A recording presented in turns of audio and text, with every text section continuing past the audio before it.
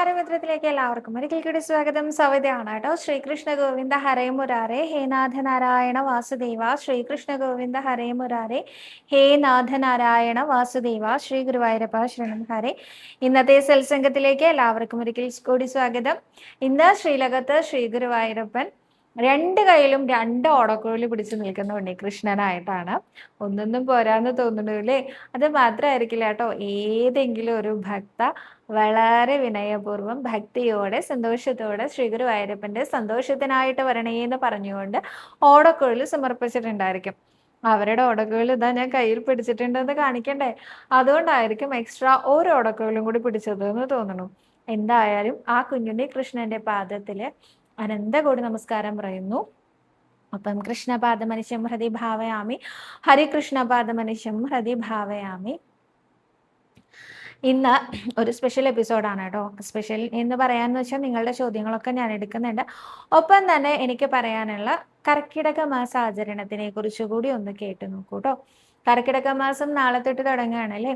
അപ്പോൾ ഇന്നത്തെ കർക്കിടക സംക്രാന്തി എന്നാ പറയാ. ഇന്നത്തെ ഈ ഒരു സന്ധ്യാസമയം എന്ന് പറയുന്നത്, ഈ സമയമാകുമ്പോഴേക്കും നമ്മുടെ ഗ്രഹങ്ങളെല്ലാം അടിച്ച് തെളിച്ച് ശുദ്ധമാക്കി വൃത്തിയാക്കി ചേട്ടാ ഭഗവതിയെ മാറ്റി ശ്രീ ഭഗവതിയെ സ്വാഗതം ചെയ്യുന്ന ചടങ്ങുകൾ ഉണ്ട്.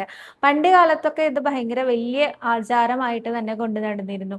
പൊട്ടിയ മുറം, അതുപോലെ തന്നെ പൊട്ടിയ കലം, അങ്ങനെയുള്ള സാധനങ്ങളൊക്കെ കൊണ്ടുപോയി കളയുക, ചേട്ട പോവൂ എന്ന് പറയുക, ശ്രീ ഭഗവതിയെ ആനയിക്കുക, അങ്ങനെയൊക്കെ ഒരു ചടങ്ങുണ്ടായിരുന്നു. പക്ഷെ ഇന്ന് അത്രയൊന്നും വിസ്തരിച്ച് ഞാൻ എൻ്റെ വീട്ടിലും അങ്ങനെയൊന്നും ആചരിക്കാറില്ല. എല്ലാം അടിച്ചു തെളിച്ച് വൃത്തിയാക്കി ശുദ്ധമാക്കി വെക്കുക എന്നുള്ളത് തന്നെയേ ചെയ്യാറുള്ളൂ കേട്ടോ. ഈ ചേട്ടാ ഭഗവതിയെ കളഞ്ഞതിന് ശേഷം ശ്രീ ഭഗവതിയെ സ്വാഗതം ചെയ്യുക. മാത്രമല്ല ശിവോദിക്ക് വെക്കുക, അല്ലെങ്കിൽ ശ്രീഭൂതിക്ക് വെക്കുക, അല്ലെങ്കിൽ ശ്രീ ഭഗവതിക്ക് വെക്കുക എന്നൊക്കെ പറയുന്ന അത് ദേശകാലത്തിനനുസരിച്ച് മാറ്റം വരും. അത് ഈ പറയുന്ന ആ ഒരു ടേമിന്, ആ ഒരു വേർഡിന് മാറ്റം വരും. പക്ഷെ ശ്രീ ഭഗവതിക്ക് വെക്കുക എന്നാണ് പറയാറുള്ളത്. അതായത് കർക്കിടക മാസം മുഴുവനായിട്ടും നമ്മുടെ പൂജാമുറിയിൽ, ഞാൻ പൂജാമുറിയിലാണ് വെക്കാറുള്ളത്, പൂജാമുറിയിൽ അഷ്ടമംഗല്യം വെക്കുക, ഒപ്പം ഒരു കോടി വസ്ത്രം, അതുപോലെ ഒരു ഗ്രന്ഥം, അതുപോലെ തന്നെ ഒരു കിണ്ടിയിൽ വെള്ളം നിറച്ച് വെക്കുക, ഒപ്പം ദശപുഷ്പമാല വെക്കുക. ഇതൊക്കെ വെക്കാറുണ്ട് അല്ലേ? നമ്മൾ കഴിഞ്ഞ വർഷത്തെ കർക്കിടകത്തിന്റെ സമയത്ത് കുറേ പേര് ചോദിച്ചു, സവിത എങ്ങനെയാ വെക്കാറുള്ളത്, സവിത അത് കാണിച്ചു തരുമോ? ഇപ്രാവശ്യം ഞാൻ കാണിക്കുന്നൊന്നുമില്ല, ഞാൻ പറയുകയേ ചെയ്യുന്നുള്ളൂ. നമ്മൾ വിളക്ക് വെക്കുന്നിടത്ത് ഒരു താലത്തില് അഷ്ടമംഗല്യം വെക്കുക, ഒപ്പം തന്നെ ഈ പറഞ്ഞ ഒരു കോടി വസ്ത്രം, അതുപോലെ ഒരു ഗ്രന്ഥം. ഗ്രന്ഥം പറയണത് ഏതെങ്കിലും ഒരു പുസ്തകം, നാരായണിയോ ഭാഗവതോ രാമായണോ എന്താണോ നിങ്ങളുടെ കയ്യിലുള്ളത് അത് വെക്കുക. ഒപ്പം തന്നെ ഒരു കിണ്ടിയിൽ വെള്ളം നിറച്ച് വെക്കുക. കിണ്ടി പറഞ്ഞാൽ വളരെ ചെറിയ കിണ്ടി മതി കേട്ടോ. കിണ്ടിയിൽ വെള്ളം നിറച്ച് വെക്കുക. അത് എല്ലാ ദിവസവും മാറ്റം വേണം കേട്ടോ. ഞാൻ ആചരിക്കാറുള്ള രീതി കേട്ടോ ഞാൻ പറയണേ. ഇതിന് ഓരോരുത്തരും ഓരോ രീതിയിൽ മാറ്റങ്ങൾ ഉണ്ടായിരിക്കാം. താഴെ കമൻറ്റ് ചെയ്തോളൂ കേട്ടോ. നിങ്ങൾ എങ്ങനെയാണ് ചെയ്യാറുള്ളതെന്ന് വെച്ചാൽ അങ്ങനെ കമൻറ്റ് ചെയ്തോളൂ. ഇനി കർക്കിടക മാസത്തിന്റെ പ്രത്യേകതകൾ എന്തൊക്കെയാണെന്നറിയോ? പണ്ട് കാലത്ത് കർക്കിടക മാസത്തിനെ പഞ്ഞമാസം എന്നാണ് അത്ര അറിയപ്പെടാറുള്ളത്. അതായത് ഈ മഴക്കാലമൊക്കെ ആവുമ്പോൾ ഈ എന്താ പറയാ, ജോലിക്ക് പോകാനൊക്കെ ബുദ്ധിമുട്ടുകൾ, അല്ലെങ്കിൽ നിത്യവേതനത്തിന് വർക്ക് ചെയ്യുന്ന ആളുകൾക്കൊക്കെ ജോലി ഇല്ലാതാവുന്ന സമയമാണ് കർക്കിടകം. അപ്പോൾ വരുമാനം കുറയും. മാത്രമല്ല മഴയുടെ ബുദ്ധിമുട്ടുകൾ ഉണ്ടാവും. തണുപ്പ് കൂടുന്നതിനനുസരിച്ച് ദഹനം കുറയും. അപ്പോൾ ശാരീരികമായിട്ടുള്ള ബുദ്ധിമുട്ടുകൾ ഉണ്ടാവും. അങ്ങനെ എല്ലാം കൊണ്ടും ഇഷ്ടമില്ലാത്തൊരു മാസം എന്ന് പറയില്ലേ, അതാണ് ഈ കർക്കിടക മാസം ഉണ്ടാവുക. ശുഭകാര്യങ്ങൾക്കൊന്നും എടുക്കാത്ത മാസമാണ് ഈ കർക്കിടക മാസം. നമുക്ക് ഇഷ്ടമില്ലാത്ത ആരെങ്കിലും നമ്മുടെ വീട്ടിലേക്ക് വരികയാണെങ്കിൽ നമ്മുടെ മനസ്സിന് അതൊരു ടെൻഷനാണ് അല്ലേ? എപ്പോഴും അയ്യോ അവർ വന്നിട്ട് പോകുന്നവരെ വരികയാണല്ലോ എന്നുള്ളൊരു തോന്നൽ വരും. പോകുന്നത് വരെ നമുക്ക് ആ ഒരു വിഷമം ഉണ്ടാവും അല്ലേ? ഇതേമാതിരി കർക്കിടക മാസം വരികയാണെന്ന് കേട്ടാൽ പൊതുവേ നമ്മൾ മലയാളികൾക്ക് എല്ലാവർക്കും നല്ല ബുദ്ധിമുട്ടാണ് അത്രേ. അയ്യോ വരികയാണ് എന്നുള്ള ബുദ്ധിമുട്ട്. അപ്പൊ അതിനെ മാറ്റാനായിട്ട് ഒരു കൂട്ടം ആളുകൾ എടുത്ത തീരുമാനമാണ് ഈ നമുക്ക് ബുദ്ധിമുട്ടുകൾ വരുമ്പോൾ, കഷ്ടപ്പാടുകൾ വരുമ്പോൾ, കഷ്ടകാലങ്ങൾ വരുമ്പോൾ നമ്മൾ എന്താ ചെയ്യുക? ഈശ്വര ഭജനാണ് ചെയ്യുക അല്ലേ? അപ്പോൾ ഈ കർക്കിടക മാസത്തിൽ ഈശ്വരനെ ഭജിക്കണം, നല്ല പോലെ ഭജിക്കണം എന്നുള്ളത് കൊണ്ട് കർക്കിടക മാസത്തിനെ നേരെ രാമായണ മാസം എന്ന് അറിയപ്പെടാനും അതുപോലെ ആചരിക്കാനും തുടങ്ങി കേരളീയർ. അപ്പോൾ അങ്ങനെയാണ് ഈ കർക്കിടക മാസത്തിൽ രാമായണ പാരായണത്തിന് പ്രാധാന്യം വന്നത്. രാമനാമം ജപിച്ചാൽ തീരാത്ത പാപങ്ങളൊന്നുമില്ല എന്നാണല്ലോ പറയുക. അപ്പോൾ ശ്രീരാമക്ഷേത്രങ്ങളിൽ ദർശനം നടത്താനും അതുപോലെ തന്നെ രാമായണ പാരായണം ചെയ്യാനും ഒക്കെ അത്യുത്തമമായിട്ടുള്ള മാസമാണ് ഈ കർക്കിടക മാസം എന്നാണ് ആചാരം. അപ്പോൾ ചില ആളുകളുടെ സംശയമാണ് കേട്ടോ, ഈ കർക്കിടക മാസത്തിൽ രാമായണം വായിക്കാൻ പാടുള്ളൂ, ബാക്കിയുള്ള മാസങ്ങളിലൊന്നും വായിക്കാൻ പാടില്ല. നോക്കണേ വന്ന് ഭവിച്ചിട്ടുള്ള ഒരു ദുർഘടം. ഈ കർക്കിടക മാസത്തിന്റെ ബുദ്ധിമുട്ടുകൾ കുറയ്ക്കാൻ വേണ്ടിയിട്ടാണ് കർക്കിടക മാസത്തിലെ രാമായണം വായിക്കൂ എന്ന് പറഞ്ഞത്. അല്ലാതെ മറ്റു മാസങ്ങളിലൊന്നും വായിക്കാൻ പാടില്ല എന്നതിനൊരു അർത്ഥമില്ല കേട്ടോ. എല്ലായ്പ്പോഴും കർക്കിടക മാസത്തിൽ മാത്രമൊന്നുമല്ല, എല്ലായ്പ്പോഴും രാമായണം വായിക്കാൻ പറ്റും. എന്നാൽ കർക്കിടക മാസത്തിൽ വായിക്കുന്നത് അത്യുത്തമമാണ് എന്ന് പറയപ്പെടുന്നു. പിന്നെ നാലമ്പല ദർശനം നടത്തുന്നതൊക്കെ ഈ കർക്കിടക മാസത്തിലാണല്ലോ. കഴിഞ്ഞ വർഷം നമ്മൾ പോയിട്ടുണ്ടായിരുന്നു, എല്ലാവരും കുട്ടികളും ഞാനും അനുവേട്ടനും ഒക്കെ കൂടെ പോയിട്ട് ഓരോ ക്ഷേത്രത്തിൽ നിന്നുള്ള വീഡിയോസും ഉണ്ടായിരുന്നു. ഈ വർഷം പോവാൻ സാധിക്കണേന്ന് ഗുരുവായൂരപ്പനോട് പ്രാർത്ഥിക്കുന്നുണ്ട്. അപ്പോൾ അതിനനുസരിച്ച് നമുക്ക് പോയി വരാമെന്ന് വിചാരിക്കണു അല്ലേ. എന്തായാലും കർക്കിടക മാസത്തിലെ ഇനിയുള്ള പ്രത്യേകതകൾ എന്താണെന്ന് വെച്ചാൽ, എല്ലാ ദിവസവും മുക്കുറ്റി ചാന്ത് തൊടുക എന്ന് പറഞ്ഞൊരു ഒരു ചടങ്ങുണ്ട്. അതായത് മുക്കുറ്റി അരച്ച് കല്ലിലരച്ച് തൊടുക എന്നുള്ളതാണ് ആ ചടങ്ങ്. മുക്കുറ്റി മാത്രമല്ല, ദശപുഷ്പങ്ങളെല്ലാം ചേർത്ത് അരയ്ക്കുന്നവരും ഉണ്ടെന്ന് പറയുന്നു കേട്ടോ. പച്ച കളറിലുള്ള ഒരു കുറി തൊടും. അതേപോലെ തന്നെ വീടുകളിലും ക്ഷേത്രങ്ങളിലും ഒക്കെ ഗണപതി ഹോമവും ഭഗവതി സേവയും നടത്താറുണ്ട്. അതായത് ഇത്ര അതുകൊണ്ടൊക്കെ ഉദ്ദേശിക്കുന്നുള്ളൂ, ഈശ്വര ചിന്ത വളർത്തേണ്ട കാലഘട്ടം. നമുക്കൊരു ബുദ്ധിമുട്ട് വരുമ്പോൾ നമ്മൾ തീർച്ചയായിട്ടും ഈശ്വരനെയാണ് വിളിക്കേണ്ടത്. കുട്ടികൾക്ക് സങ്കടം വന്നാൽ ആരെയാ വിളിക്കുക? അമ്മേന്നല്ലേ വിളിക്കുക. ഇതേപോലെ തന്നെ നമുക്കൊരു ബുദ്ധിമുട്ട് വരുമ്പോൾ നമ്മൾ കൂടുതൽ കൂടുതൽ കൂടുതൽ ഗുരുവായൂരപ്പനെ വിളിക്കണം എന്നാണ് പറയപ്പെടുന്നത്. അതിനു വേണ്ടിയിട്ടാണ് രാവിലെ ഗണപതി ഹോമവും വൈകിട്ട് ഭഗവതി സേവയും ഒക്കെ ആയിട്ട് വളരെ വിസ്തരിച്ച് ആചരിക്കുന്നവരാണ് കൂടുതൽ ആൾക്കാരും എന്ന് തോന്നുന്നു എനിക്ക്. ചില ഗൃഹങ്ങളിൽ 38 വെള്ളിയാഴ്ചകളിൽ മാത്രം ഗണപതി ഹോമം ചെയ്യുന്നവരും ഉണ്ട് കേട്ടോ. 38 വെള്ളിയാഴ്ച, കർക്കിടകത്തിലെ 38 വെള്ളിയാഴ്ച, അതായത് അത് നാളെയാണ് കേട്ടോ. കർക്കിടക മാസം 1-ാം തീയതി 38 വെള്ളിയാഴ്ചയാണ്. ഈ വെള്ളിയാഴ്ച ദിവസം കർക്കിടകത്തിൽ കയ്യിൽ മൈലാഞ്ചി ഇടണം എന്നാട്ടോ പറയുക. സ്ത്രീകളെല്ലാവരും കയ്യിൽ മൈലാഞ്ചി ഇടണം എന്ന് പറയണം. പിന്നെ അത് മാത്രമല്ല, ധാരാളം ഇലക്കറികൾ കൂട്ടി ഭക്ഷണം കഴിക്കണം എന്ന് പറയും. അതിൽ തന്നെ മുരിങ്ങ ഇല കൂട്ടാൻ പാടില്ല എന്ന് പറയും. പിന്നെ രോഗപ്രതിരോധ ശേഷി വർദ്ധിപ്പിക്കുന്ന തരത്തിലുള്ള ആഹാര സാധനങ്ങൾ മാത്രം സ്വീകരിക്കണം ഈ കർക്കിടക മാസത്തിൽ എന്ന് പറയും. ആത്മീയമായിട്ട് പറയുകയാണെങ്കിൽ എല്ലാ തരത്തിലുള്ള നാമസങ്കീർത്തനങ്ങൾ കൊണ്ട് മുഖരിതമാവണം നമ്മുടെ ഗൃഹങ്ങൾ ഓരോന്നും എന്നാണ് പറയാറുള്ളത്. ഇതൊക്കെയാണ് കർക്കിടക മാസത്തിന്റെ പ്രത്യേകതകൾ. ഇനി കർക്കിടക മാസത്തിൽ നമുക്ക് എന്താ ചെയ്യാൻ പറ്റുക എന്നാണ് അടുത്ത ഒരു ചോദ്യം അല്ലേ. കൃഷ്ണാരി മിത്രങ്ങൾക്ക് സത്യം പറയാം, എനിക്ക് രാമായണം വായിക്കാൻ വലിയ നിശ്ചല്യ. രാമായണ കഥകൾ ആചാര്യൻ നാരായണീയ സപ്താഹത്തിൽ പറയുന്ന രീതിയിലുള്ള പറച്ചിൽ മാത്രമേ എനിക്കറിയുള്ളൂ, കൂടുതലായിട്ടൊന്നും അറിയില്ല കേട്ടോ. ഞാൻ വളരെ ഗഹനമായിട്ട് രാമായണം പഠിച്ചിട്ടില്ല. രാമായണത്തിൻ്റെ ഓരോ കഥകളായിട്ട് എനിക്ക് പറഞ്ഞു തരാൻ അറിയില്ല. പക്ഷെ എനിക്കറിയാവുന്ന എല്ലാ കഥകളും ഞാൻ നിങ്ങളിലേക്ക് എത്തിക്കാൻ ശ്രമിക്കാം കേട്ടോ, തീർച്ചയായിട്ടും. അപ്പോൾ രാമനെക്കുറിച്ച്, ലക്ഷ്മണനെക്കുറിച്ച്, സീതയെക്കുറിച്ച്, അങ്ങനെ രാമൻ എന്ന് പറഞ്ഞാൽ ഒപ്പം സീതയും ലക്ഷ്മണനും ഒരുമിച്ച് വരും അല്ലേ. ഹനുമാൻ സ്വാമിയെക്കുറിച്ചും ഒക്കെ എനിക്കറിയാവുന്ന ഓരോ കഥകളും ഈ രാമായണ മാസത്തിൽ നിങ്ങളിലേക്ക് എത്തിക്കാൻ ഞാൻ ശ്രമിക്കാം കേട്ടോ. പിന്നെ എന്താ പറയാനുള്ളതെന്ന് വെച്ചാൽ, നിങ്ങൾക്ക് അറിയാവുന്ന പോലെയൊക്കെ നിങ്ങൾ രാമായണം വായിക്കൂ. ഇനി പല ആൾക്കാർക്കുള്ള സംശയം, രാമായണം തുടങ്ങാം പക്ഷെ കഴിയുമെന്ന് അറിയില്ല, കർക്കിടക മാസത്തിൽ മുഴുവനും കൊണ്ട് വായിച്ചെത്തിക്കാൻ സാധിക്കില്ല. വേണ്ട, കഴിയുമ്പോൾ കഴിഞ്ഞോട്ടെ. എല്ലാ ദിവസവും രാമായണം പാരായണം ചെയ്തോളൂ. കാരണം ഒരു പുതിയ കാര്യം നിങ്ങൾ തുടങ്ങുകയല്ലേ, അത് നല്ല കാര്യമല്ലേ. രാമായണം എത്ര ചൊല്ലാൻ പറ്റുമോ അത്രയും വരെ കർക്കിടകത്തിൽ കഴിഞ്ഞോട്ടെ. അത് കഴിഞ്ഞ് ചിങ്ങമാസത്തിൽ കണ്ടിന്യൂ ചെയ്തോളൂ. ചിങ്ങമാസത്തിൽ രാമായണം വായിച്ചാൽ രാമൻ നിങ്ങളോട് അമ്പും വില്ലെടുത്ത് എന്താ പറയുക പോരാട്ടം നടത്തുമെന്ന് ആരെങ്കിലും പറഞ്ഞിട്ടുണ്ടോ? ഒന്നുമില്ല കേട്ടോ. അപ്പം നാളെ തൊട്ട് വായിക്കാൻ അറിയുന്നവരൊക്കെ വായിച്ചോളൂ. ഞാൻ എന്താ ചെയ്യാന്ന് വെച്ചാൽ, നാരായണീയത്തിലെ 34, 35 ദശകങ്ങളിൽ രാമായണ കഥയാണ് വിശദമായിട്ട് പറഞ്ഞിരിക്കുന്നത്. ഗീർവാണൈരർത്ഥ്യമാനേ ദശമുഖ നിധനം കോസലേ ശശ്യശൃംഗേ എന്ന് പറയുന്ന ആ ദശകം അങ്ങോട്ട് വായിക്കും. അപ്പം അതിലെന്താന്ന് വെച്ചാൽ, രാമന്റെ ജനനം മുതൽ മുഴുവൻ രാമായണ കഥയും അതിലടങ്ങിയിട്ടുണ്ട്. അപ്പോൾ ഒരു മുറ രാമായണം വായിച്ചതായിട്ട് ഭഗവാനെ ഗുരുവായൂരപ്പ അങ്ങ് കണക്കാക്കണേ എന്ന് പറഞ്ഞ് നമസ്കരിക്കും. ഇതാണ് പതിവ്. അപ്പം നിങ്ങൾക്ക് ആർക്കെങ്കിലും നാരായണീയെ അറിയുള്ളൂ, രാമായണം ഒന്നും വലിയ നിശ്ചയില്ല എന്നുള്ളവരാണെങ്കിൽ 34, 35 ദശകങ്ങൾ മുടങ്ങാതെ ചൊല്ലിക്കോളൂ ഈ രാമായണ മാസത്തിൽ മുഴുവനായിട്ട് കേട്ടോ. അപ്പോൾ ഇന്ന് രാമായണ മാസത്തിൻ്റെ വിശേഷങ്ങൾ അത്രയേ ഉള്ളൂ. ഇനി എന്തെങ്കിലും ഞാൻ പറയാൻ വിട്ടുപോയിട്ടുണ്ടെങ്കിൽ എന്നെ ഒന്ന് ഓർമ്മിപ്പിക്കണം താഴെ കമൻ്റായിട്ട്. നമുക്ക് വരുന്ന ദിവസങ്ങളിൽ ഓരോന്നോരോന്നായിട്ട് പറയാലോ അല്ലേ. അപ്പോൾ ഇനി ഞാൻ ഇന്നത്തെ ചോദ്യങ്ങൾ പറയാം കേട്ടോ.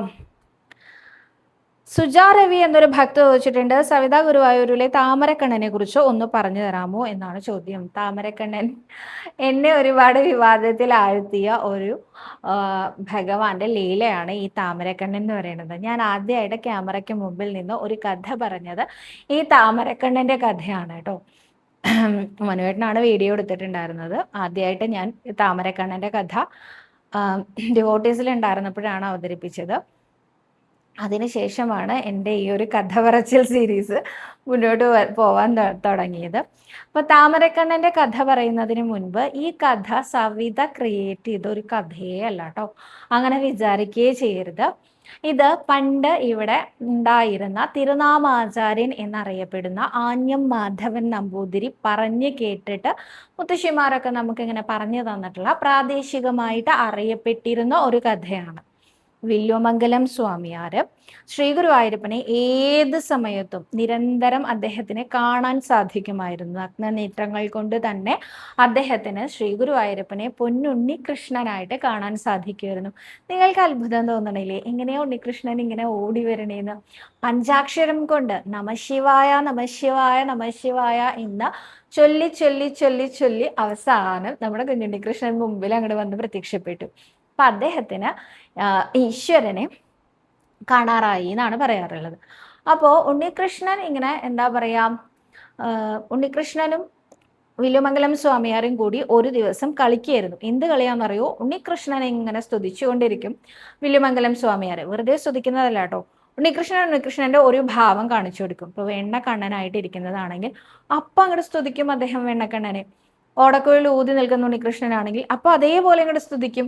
ഇങ്ങനെ ഓരോ രൂപങ്ങൾ കാണിച്ചു കൊടുക്കുക, അതിനനുസരിച്ച് ശ്ലോക രൂപേണ അദ്ദേഹത്തിനെ സ്തുതിക്കുക. ഇങ്ങനെയാണ് വില്വമംഗലം ചെയ്തിരുന്നത്. അദ്ദേഹത്തിന്റെ അറിവും കവിത്വവും ഒന്ന് ആലോചിച്ച് നോക്കൂലേ. കാണുമ്പോഴേക്കും അങ്ങനെ വാക്കുകൾ ഉണ്ടാക്കി പറയാൻ പറ്റണ്ടേ അദ്ദേഹത്തിന്, ചൊല്ലാൻ പറ്റണ്ടേ അദ്ദേഹത്തിന്.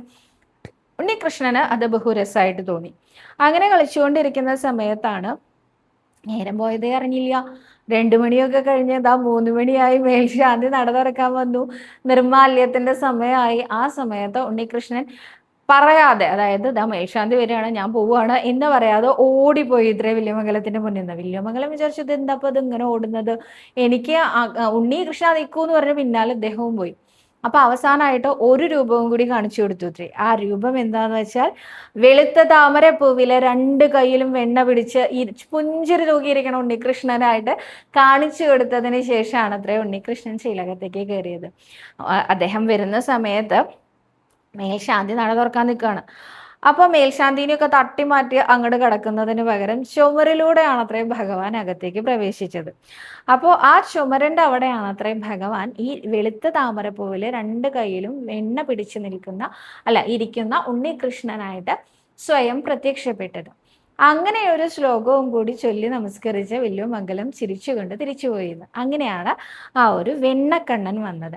അപ്പോൾ ഈ വെണ്ണക്കണ്ണനെ എവിടെയാ കാണാൻ സാധിക്കുക എന്ന് വെച്ചാൽ ശ്രീലകത്തിന്റെ ചുമരിൽ ഒരു ചുമർ ചിത്രത്തിന്റെ രൂപത്തിലാണ് കാണാൻ സാധിക്കുക. ഈ കഥ പറയുമ്പോൾ പല യൂട്യൂബേഴ്സും യൂട്യൂബിലെ ആചാര്യന്മാരും, ഞാൻ യൂട്യൂബേഴ്സ് എന്ന് പറഞ്ഞ അവരെ ചെറുതാക്കുന്നില്ല, പല യൂട്യൂബിലെ ആചാര്യന്മാരും പറയാറുണ്ട് ഇതൊക്കെ വെറും യൂട്യൂബേഴ്സിന്റെ ക്രിയേഷൻ, പ്രത്യേകിച്ച് സവിതയുടെ ക്രിയേഷൻ ആണ്. അല്ലെങ്കിൽ പിന്നെ വില്വമംഗലത്തിന് കാണിച്ചു കൊടുത്ത സമയത്ത് ഇവിടെ ഈ ചുമർ ചിത്രമുണ്ടോ? ഞാൻ അങ്ങനെയൊന്നും പറഞ്ഞിട്ടില്ല. വില്വമംഗലം സ്വാമിയാർക്ക് ദർശനം കൊടുത്തതാണ് 2 കൈയിലും വെണ്ണ പിടിച്ചിരിക്കുന്ന ഈ ഉണ്ണികൃഷ്ണന്റെ രൂപം എന്നാണ് പറയാറ്. പിന്നീട് അദ്ദേഹം തന്നെ പറഞ്ഞതോ എവിടെയെങ്കിലും രേഖപ്പെടുത്തി വെച്ചതോ ആയിട്ടുള്ള ആ ഒരു അറിവ് വെച്ച് ആരെങ്കിലും ആയിരിക്കാം ഈ ചുമരിൽ ഈ ഉണ്ണികൃഷ്ണന്റെ രൂപം ആലേഖനം ചെയ്തത്. അല്ലാതെ അപ്പം തന്നെ ബ്രഷൊക്കെ എടുത്തുകൊണ്ട് വന്ന് അദ്ദേഹം അപ്പം തന്നെ ആ ചുമരിൽ താമരക്കണ്ണനെ വരച്ചു വെച്ചു, അങ്ങനെയൊന്നും ഞാൻ പറഞ്ഞിട്ടേ ഇല്ല കേട്ടോ. അപ്പോൾ ഇങ്ങനെയാണ് ആ കഥ. ഇനി ഈ താമരക്കണ്ണനെ കാണാൻ വേണ്ടിയിട്ട് ആൾക്കാർ ഭയങ്കരമായിട്ട് തിരക്ക് കൂട്ടി ബഹളം വെച്ച് വന്നിരുന്നു. അതിന്റെ കാരണം അതൊന്നും അല്ല കേട്ടോ. ഈ വില്വമംഗലം സ്വാമിയാർക്ക് കാണിച്ചു കൊടുത്തതല്ലേ ഭക്തി പുരസരം വരില്, ഒന്നുമല്ല. ഈ താമരക്കണ്ണനെ കണ്ട് പ്രാർത്ഥിച്ചാൽ എന്ത് നടക്കാത്ത കാര്യവും നടക്കുമെന്ന് ആരൊക്കെയോ പ്രചരിപ്പിച്ചു. അതിന്റെ അടിസ്ഥാനത്തിൽ എന്താണ്ടായെന്നറിയോ, നമുക്ക് എന്താ കിട്ടുക എന്നാണല്ലോ നമ്മള് ശുഷ്കഭക്തിയുള്ള കുറച്ച് ആൾക്കാരെ, എന്നെ പോലുള്ള ആൾക്കാരൊക്കെ ചിന്തിക്കാം. ഞാൻ അമ്പലത്തിൽ പോയി തൊഴുത് കഴിഞ്ഞാൽ എനിക്ക് ഗുരുവായൂരപ്പൻ എന്താ സ്വർണ്ണഖനി തരും എന്ന് പറഞ്ഞാൽ ഓടിപ്പോയി നമ്മൾ എല്ലാവരും തൊഴുമില്ലേ. അതിന് ഉദാഹരണമാണോ കേട്ടോ തിരുവനന്തപുരത്തെ പത്മനാഭസ്വാമി ക്ഷേത്രം. പത്മനാഭസ്വാമി ക്ഷേത്രത്തില് നിധിശേഖർ ഉണ്ടെന്ന് പറഞ്ഞതിന് ശേഷമല്ലേ ഇത്ര അധികം തിരക്ക് വന്നത്. അനേകം പേര് പറഞ്ഞു കേട്ടിട്ടുള്ളതാട്ടോ. നിധിശേഖർ ഉണ്ടെന്ന് പറയുന്നതിന് മുമ്പ് അത്ര അധികം തിരക്കൊന്നും ഉണ്ടായിരുന്നില്ല. ഇപ്പൊ എപ്പോ ചെന്നാലും ക്യൂ നിൽക്കണം, എപ്പോ ചെന്നാലും മണിക്കൂറുകളോളം വരിയിൽ നിന്നാലേ തൊഴാൻ പറ്റുള്ളൂ. എന്താ കാരണം? അവിടെ എന്തോ നിധി ഉണ്ടെന്ന് പറഞ്ഞു, നമ്മളെല്ലാവരും ഓടുകയാണേ. അതേമാതിരിയാണ് ഇവിടെ താമരക്കണ്ണനെ തൊഴുത് കണ്ണടച്ച് പ്രാർത്ഥിച്ച് ഏതെങ്കിലും ഒരാഗ്രഹം പറഞ്ഞാൽ ഉടനെ ഭഗവാൻ ആ ആഗ്രഹം തഥാസ്തു പറഞ്ഞ് അനുഗ്രഹിക്കുന്ന ആരൊക്കെയോ പ്രചരിപ്പിച്ചു. അതിന്റെ ഭാഗമായിട്ട് എന്താ ഉണ്ടായെന്നറിയോ, എല്ലാവരും കൂടി തള്ളി കയറി താമരക്കണ്ണനെ കാണാനായിട്ട് പോയി. എവിടെയാ ഈ താമരക്കണ്ണൻ ഉണ്ടായിരുന്നതെന്ന് ചോദിച്ചാൽ മണിക്കിണറിന്റെ ഭാഗത്തായിട്ടാണ് ഈ താമരക്കണ്ണനെ കാണാൻ സാധിക്കുക. അപ്പൊ മണിക്കിണറിന്റെ അവിടേക്ക് നമുക്ക് എപ്പോഴും ഒന്നും പോകാൻ പറ്റില്ല കേട്ടോ.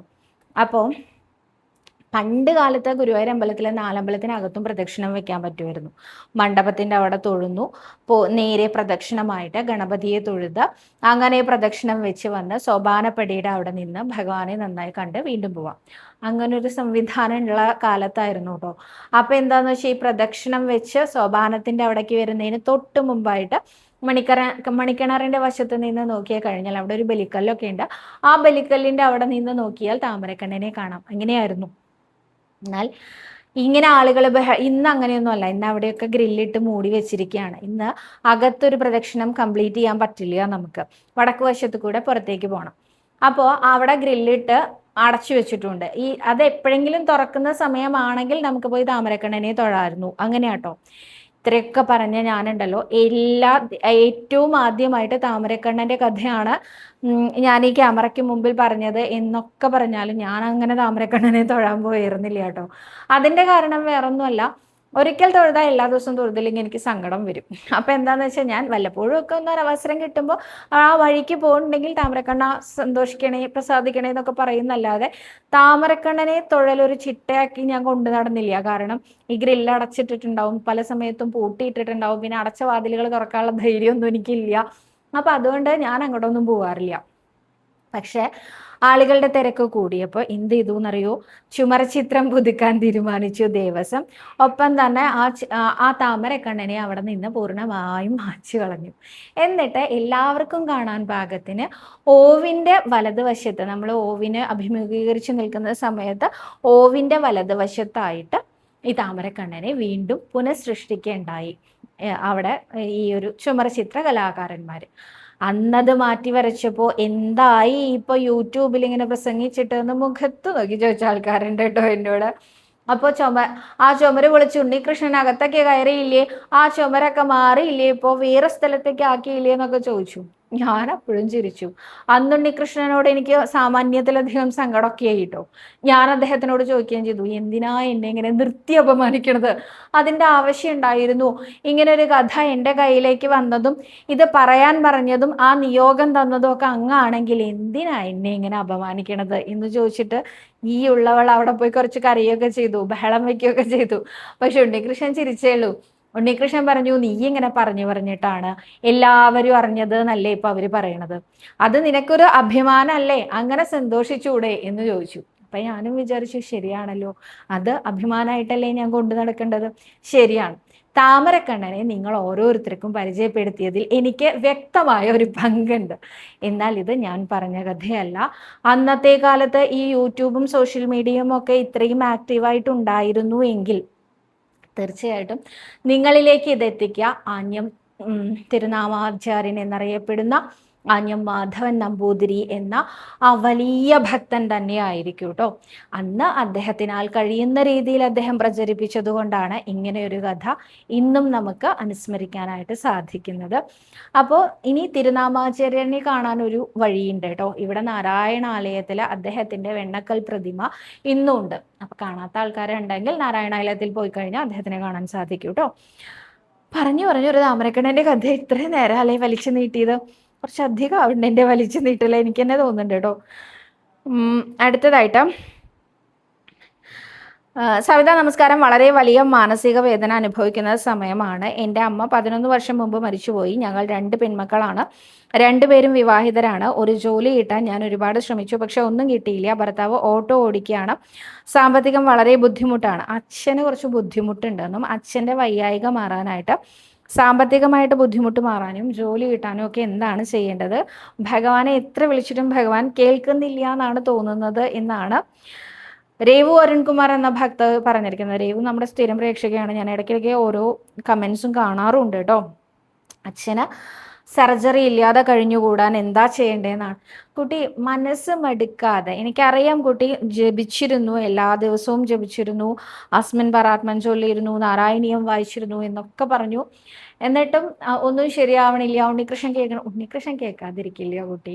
നമ്മുടെ ദുരിതങ്ങൾ, നമ്മുടെ കഷ്ടപ്പാട് കഴിയുന്നത് വരെ നമ്മളിങ്ങനെ എന്താ പറയാ, നമ്മൾ ശരിക്കും ഒരു നിധി തേടുന്നത് പോലെയാണ്. നിധി തേടാനായിട്ട് ഒരു കഥ കേട്ടിട്ടില്ലേ?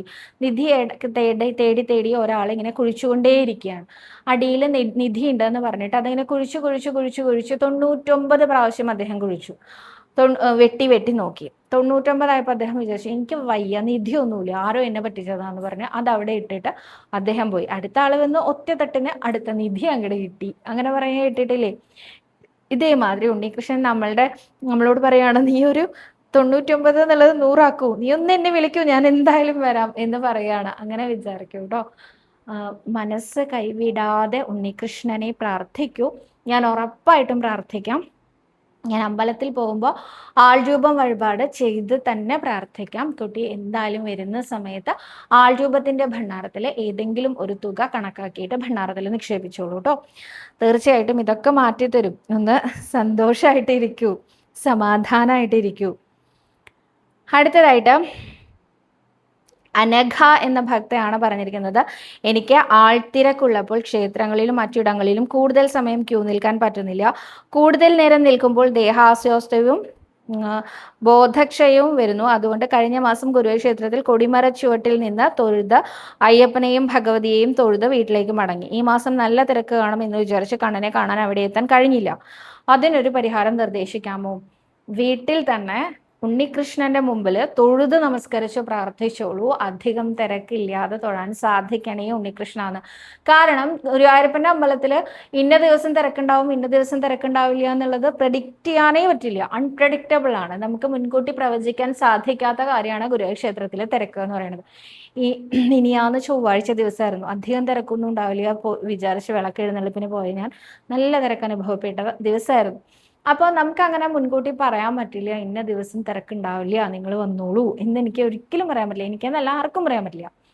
അപ്പോൾ അതുകൊണ്ട് തന്നെ എത്ര തിരക്കുണ്ടെങ്കിലും ഉണ്ണികൃഷ്ണൻ വിചാരിച്ചാൽ നമുക്കിങ്ങനെ നിമിഷ നേരം കൊണ്ട്, ഞൊടിയിടയിൽ എന്നൊക്കെ പറയില്ലേ, അത്രയും എളുപ്പത്തിൽ തൊഴാൻ സാധിക്കും. അതിന് ഉണ്ണികൃഷ്ണൻ തന്നെ വിചാരിക്കണം. അതിന് എല്ലാ ദിവസവും രാവിലെ കുളിച്ച് ഉണ്ണികൃഷ്ണന്റെ മുമ്പിൽ പോയി, ഉണ്ണികൃഷ്ണ എനിക്കിന്നും ഭഗവാനെ കാണാൻ എന്നായി എനിക്ക് വരാൻ പറ്റുകയെന്നറിയില്ല, ഇന്നും ഞാൻ പ്രാർത്ഥിക്കുന്നു ഉണ്ണികൃഷ്ണനെ വന്ന് കാണാൻ സാധിക്കണേ തിരക്കില്ലാതെ. കാരണം ഇതിലൊരു അഹമ്മതിയില്ല. കാരണം എനിക്ക് കുറെ നേരം വരിയിലൊന്നും നിൽക്കാൻ പറ്റില്ല, എനിക്ക് വേഗം വന്ന് തൊഴണം. അങ്ങനെയല്ലല്ലോ പറഞ്ഞു. വരിയിൽ നിന്നാൽ എനിക്ക് ബോധക്ഷയം സംഭവിക്കുന്നു, ദേഹാസ്വാസ്ഥ്യം അനുഭവപ്പെടുന്നു, എനിക്ക് പറ്റുന്നില്ല നിൽക്കാൻ, അതുകൊണ്ട് എന്നെ ഒന്ന് സഹായിക്കൂ എന്നാണ് ചോദിച്ചിരിക്കുന്നത്. ഇതേപോലെ തന്നെ ഉണ്ണികൃഷ്ണനോട് എല്ലാ ദിവസവും പറഞ്ഞാൽ മതി. ഒരുപാട് പേര് എനിക്ക് മെസ്സേജ് അയക്കുന്നുണ്ട്, മിറാക്കിൾ പോലെയാണ് തൊഴുതത്, അത്ഭുതം പോലെയാണ്. കണ്ണൻ്റെ അത്ഭുതം ചില്ലറയൊന്നും അല്ല കേട്ടോ. ഇത് പറഞ്ഞപ്പോഴാണ് ഞാൻ നിങ്ങൾ എല്ലാവരോടും പങ്കുവെക്കാൻ മറന്നുപോയ ഒരു കാര്യം പറയട്ടെ. ഞാൻ 2 ദിവസം മുമ്പ് ക്ഷേത്രത്തിൽ പോയ സമയത്ത് ഒരിത്തിരി പ്രായമുള്ള ഒരാൾ തൊഴാൻ വന്നു. അദ്ദേഹം ആരെയും നോക്കുന്നില്ല കേട്ടോ. അദ്ദേഹം തല താഴ്ത്തിയിട്ടാണ് നടക്കുന്നത്. അദ്ദേഹത്തിൻ്റെ കഴുത്തിൽ തടിച്ചിരുണ്ട 2 രുദ്രാക്ഷമാലകളുണ്ട്. പക്ഷേ മുഷിഞ്ഞ വേഷമാണ്. മുടിയൊന്നും ചെയ്കി ഒതുക്കി വെച്ചിട്ടൊന്നുമില്ല, പ്രായമുള്ള ആളാണ്, പക്ഷെ നടക്കാൻ കുറച്ച് ബുദ്ധിമുട്ടുണ്ട്. അദ്ദേഹത്തിനെ കണ്ടതും കൊടിമരത്തിന്റെ ചോടയുള്ള വാതിൽ തുറന്നു, അദ്ദേഹം അകത്തേക്ക് കടന്നു. അദ്ദേഹം ആരാ, VIP ഒന്നുമല്ല. ഇനി അദ്ദേഹത്തിന് വയ്യാന്ന് പറഞ്ഞ് മാനേജറുടെ അടുത്ത് പറഞ്ഞാൽ അദ്ദേഹം പറഞ്ഞിട്ട് കടത്തി വിടാറുണ്ട്. എന്നാൽ ഇദ്ദേഹത്തിനെ കണ്ടിട്ട് എനിക്ക് തോന്നിയില്ല അദ്ദേഹം മാനേജറെ പോയി കണ്ടിട്ടുണ്ടെന്നൊന്നും. എന്തായാലും എനിക്കറിയില്ല കണ്ടിട്ടുണ്ടോ, കണ്ടിട്ടില്ല എന്നാണ് എൻ്റെ ഒരു വിശ്വാസം. ഇദ്ദേഹം അകത്തേക്ക് കടക്കാനായിട്ട് വന്ന സമയത്ത് അവിടെ നിന്നിരുന്ന കാവൽക്കാരൻ എന്താ ചെയ്തതെന്ന് വെച്ചാൽ, ഈ കടന്നുകൊണ്ടിരിക്കുന്ന വരിയുണ്ടല്ലോ, ആ വരി അവിടെ തടഞ്ഞു. എന്നിട്ട് ഇദ്ദേഹത്തിന്റെ കൈ പിടിച്ച് ഇദ്ദേഹത്തിനെ അകത്തേക്ക് കയറ്റി. ഒന്നും ചോദിക്കുന്നില്ല, ഈ കാവൽക്കാരനോട് നന്ദി പറയാനോ ഒന്നിനും അദ്ദേഹം നിൽക്കണില്ല. അദ്ദേഹം തല താഴ്ത്തിയാണ് നടക്കുന്നത്. തല താഴ്ത്തി നടന്ന് അദ്ദേഹം മണ്ഡപത്തിന്റെ അവിടെ വരെ എത്തി. ഞാൻ അദ്ദേഹത്തിന്റെ പുറകെ ഉണ്ടായിരുന്നു. മണ്ഡപത്തിന്റെ അവിടെ വരെ എത്തി കഴിഞ്ഞ് മണ്ഡപത്തിന്റെ അവിടെ എത്തിയപ്പോൾ ഭഗവാനെ നന്നായിട്ട് കണ്ടു തൊഴുതു. എന്നാൽ അദ്ദേഹത്തിന് സോപാനത്തിന്റെ അവിടേക്ക് ആരെയും വിടുന്നില്ല കേട്ടോ. അത് കഴിഞ്ഞ് ഇദ്ദേഹം സോപാനത്തിന്റെ അവിടേക്ക്, ആ മണ്ഡപത്തിന്റെ അവിടെ നിന്ന് ഇങ്ങനെ നടക്കുകയാണ്. നടക്കുമ്പോഴേക്കും അവിടുത്തെ ഉദ്യോഗസ്ഥൻ, സെക്യൂരിറ്റി ഉദ്യോഗസ്ഥൻ ഓടി വന്നിട്ട് ഇദ്ദേഹത്തിന്റെ കൂടെ ആരെങ്കിലും ഉണ്ടോ എന്ന് ചോദിച്ചു. അപ്പൊ ആരും വിളിയേക്കുന്നൊന്നുമില്ല. അപ്പൊ എനിക്കറിയാം അദ്ദേഹത്തിന്റെ കൂടെ ആരും ഇല്ലാന്ന്, ഞാൻ കണ്ടുല്ലോ പുറത്തുനിന്ന് വരുന്നത്. അപ്പോഴേക്കും ഈ സെക്യൂരിറ്റി ഓഫീസർ വന്നിട്ട് വേഗം സോപാനത്തിന്റെ അവിടേക്കുള്ള ആ ചങ്ങല എടുത്ത് മാറ്റി അദ്ദേഹത്തിനോട് തൊഴുതോളാൻ പറഞ്ഞു. അദ്ദേഹത്തിനോട് മാത്രം. അദ്ദേഹം നേരെ പോയി സോപാനത്തിന്റെ അവിടെ നിന്നു. ഉണ്ണികൃഷ്ണനെ മാത്രമാണ് അദ്ദേഹം ഐ കോണ്ടാക്ട്, അതായത് നേരെ നോക്കുന്നുള്ളൂ, ബാക്കിയുള്ളവരോട് ആരെയും നോക്കുന്നില്ല, തല താഴ്ത്തിയാണ് പോണത്. അദ്ദേഹം ഒരു VIP അല്ല, അദ്ദേഹത്തിന് ഒരു ലെറ്ററോ അല്ലെങ്കിൽ നെയ്വിളക്കിന്റെ ഷീറ്റ് എടുത്ത ആളല്ല, ഒന്നുമല്ല. അദ്ദേഹത്തിനെ കണ്ടാൽ ഒരു മുഷിഞ്ഞ വേഷധാരിയാണ്. എന്നിട്ട് പോലും അദ്ദേഹത്തിനെ എല്ലായിടത്തും വളരെ VIP ട്രീറ്റ്മെന്റിലാണ് അദ്ദേഹം തൊഴുതുപോയത്. എങ്ങനെയാ അദ്ദേഹം അങ്ങനെ തൊഴുതുപോയിണ്ടാവുക? തീർച്ചയായിട്ടും ശ്രീ ഗുരുവായൂരപ്പനെ അത്രയധികം മനസ്സാൽ ആവാഹിച്ചെടുത്തിട്ടുള്ള ഒരു പുണ്യാത്മാവായിരിക്കും അദ്ദേഹം. അതുകൊണ്ടാണ് അദ്ദേഹം വരുന്ന സമയത്ത് എല്ലാ ചങ്ങലകളും എല്ലാ വാതിലുകളും അദ്ദേഹത്തിന്റെ മുമ്പിൽ നിഷ്പ്രയാസം തുറക്കപ്പെടുന്നത്. ആരും കൂടെ ഇല്ലാത്ത അദ്ദേഹത്തിനെ സഹായിക്കാൻ എല്ലാവരും ചുറ്റും കൂടി കാണുന്ന എല്ലാവരും അദ്ദേഹത്തിനെ കൈപിടിക്കുന്നു, തൊഴിക്കുന്നു, അങ്ങോട്ട് നീക്കുന്നു. എന്നാൽ ആ കൈ പിടിച്ച വ്യക്തിയോട് ഒരു നന്ദി ഭാവത്തിലുള്ള നോട്ടം പോലും അദ്ദേഹത്തിൽ നിന്ന് തിരിച്ചു കിട്ടുന്നില്ല. താഴെ നോക്കിയാ നടക്കുന്നത് എന്ന് പറഞ്ഞാൽ ആർക്കും അദ്ദേഹത്തിനോട് ഒരു ദേഷ്യമോ സങ്കടമോ ഒന്നുമില്ല. ഒരു പരമാത്മാവിനെ കണ്ട ഭാവത്തിലാണ്, ഒരു എന്താ പരമാത്മാവെന്നാണോ പറയണത് എനിക്കറിയില്ല, ഒരു അത്രയും ഒരു പുണ്യാത്മാവിനെ കണ്ട ഭാവത്തിലാണ് എല്ലാ ആളുകളും അദ്ദേഹത്തിനെ തൊഴുതുകൊണ്ട് മാറി നിൽക്കുന്നത്, അദ്ദേഹത്തിന് വഴി കൊടുക്കുന്നത്. അപ്പോൾ ഇതൊക്കെ ആ യോഗേശ്വരന്റെ മിറാക്കിൾ തന്നെയാണ് അല്ലേ. ഇത്തരം അനേകം മിറാക്കിൾ സംഭവിക്കുന്ന ഇടമാണ് നമ്മുടെ ഗുരുവായൂരപ്പന്റെ ഗുരുവായൂർ ക്ഷേത്രം. അപ്പൊ അതുകൊണ്ട് തന്നെ പ്രാർത്ഥിച്ചോളൂ. എല്ലാ ദിവസവും രാവിലെ കുളിച്ച് ആദ്യത്തെ പ്രാർത്ഥന ഇതായിക്കോട്ടെ.